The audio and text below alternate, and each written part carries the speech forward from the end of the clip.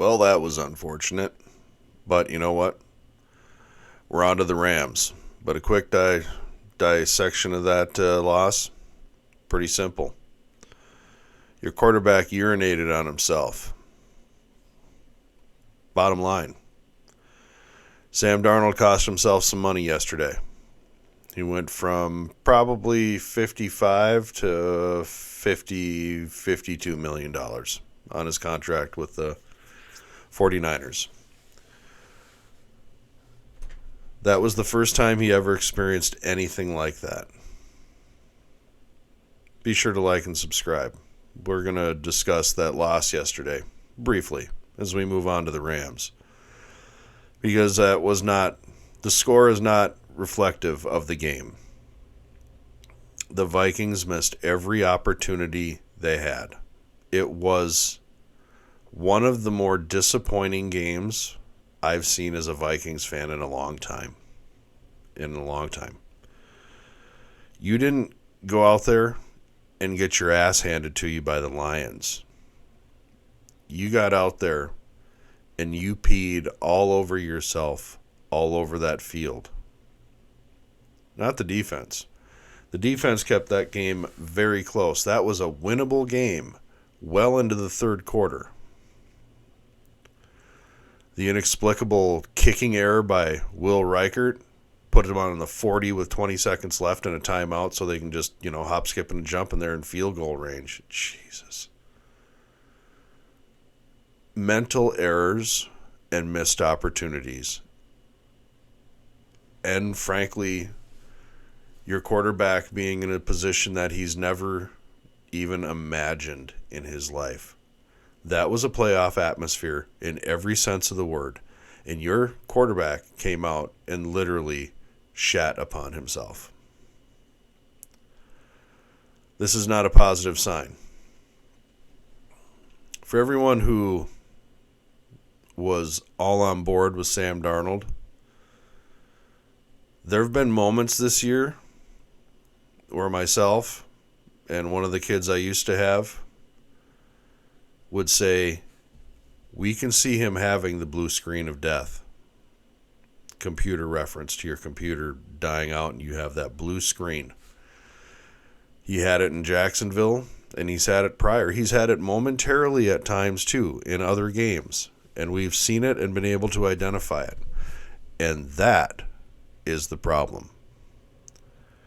Because KOC wants him to basically be a representation of himself out there, as a previous video on this channel I've stated. And I've proven by showing the video of KOC saying that he wants the quarterback to be an extension of himself on the field. One of the things I've discussed with Devin is that every one of the quarterbacks that have come in has been somebody else had coached them in the NFL a different way. And they've had vastly different experiences. Those experiences are Kirk Cousins, who was basically in it for the money. I mean, come on, seriously. But he played the best football of his entire life under KOC. Nick Mullins comes in and throws a 400-yard game, and Justin Jefferson's best yards game in his career was from Nick Mullins. Brings in Josh Dobbs. Josh Dobbs comes in and has... People were going crazy for Josh Dobbs. He lights it up for a couple games, and then he regresses to what he is, in spite of the best, whatever KOC can do. Sam Darnold comes in.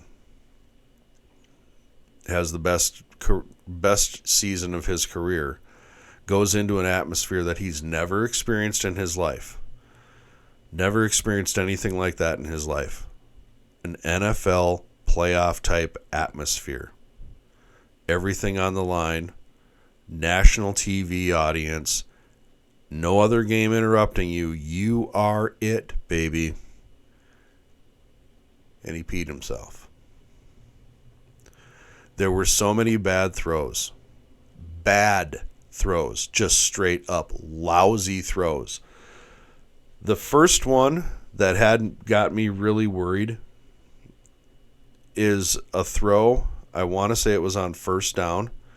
It was to Justin Jefferson. It's not the one you're seeing on Twitter of him in the back corner of the end zone and the ball just sails over him. That's not it. The one I'm talking about is he was almost slot. I want to say slot, runs an inside route, and the ball is literally hits him in the numbers. I know that sounds great. That's what you're supposed to do. But if you look at that play, that is not what you were supposed to do, because the defender was able to get his arm in there and contest the situation, and it was not a touchdown. That ball has to be over top, back, shoulder. Only JJ can touch that ball. Only JJ can touch that ball. He's it. If he doesn't touch it, it's out of bounds. It had to have been back shoulder, over the shoulder. Instead of right here, it had to be right here. Where JJ has made 1 million of these. Sorry about the bump there. He's made 1 million of those. When I saw that, Devin was in the room with me. I said, uh-oh. And I pointed that throw out a number of times before he missed JJ for the other one. That this was a opportunity, and this is not good. This shows something is off. And the rest of the game, everything was off. I've looked on Twitter for that damn play, and I can't find it. If I can at some point, I'll even try to edit it into this video or something. It's just, from that moment on, I knew that our quarterback had an issue. So, our quarterback urinated himself. The defense showed up. They played hard into the fourth quarter, and then you could actually see some give up where they're like, we're on to the Rams. We're on to the Rams. And I don't blame them. I do have an issue with 4 or 5 minutes left, down by 20, possibly getting your players hurt, not just going vanilla. That's not a big deal. In the end, the big deal is your quarterback. The big deal is the guy that half this fan base wants to have signed for a $50-some million contract. What I can tell you is that there's another guy, this guy right here, number 9, JJ, and yes, it is a JJ jersey. Can't see with the chair back.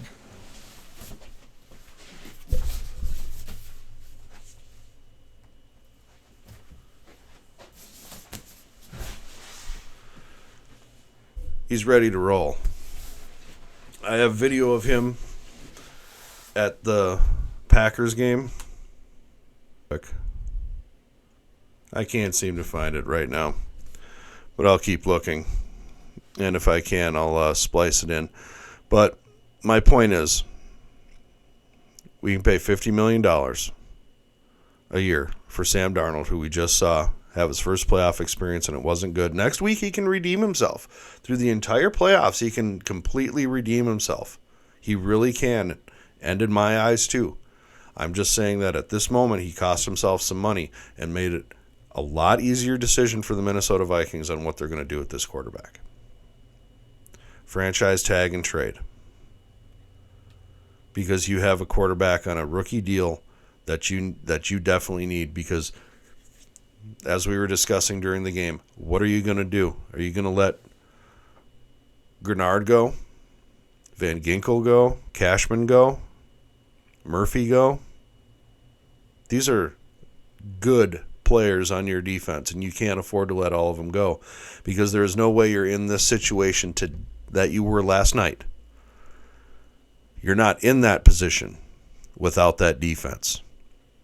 And that defense was built around a low contract quarterback. Yes, you still have the cap hit from Kirk Cousins, but without that cap hit and what's coming next year, yes, you could afford him, but you could also afford to sign a stellar corner, re-sign Gink, re-sign Grenard, re-sign Cashman, who's proven to be a key to this defense, an absolute key to this defense. You can sign Murphy. We got Blackman coming back next year. There's potential here, but we're going to have to spend some money. We're going to have to spend some money, and we have to address the offensive line and free agency. Clearly, we've got an issue. The middle of that offensive line is adequate at best. Adequate at best. Last night was not a good showing.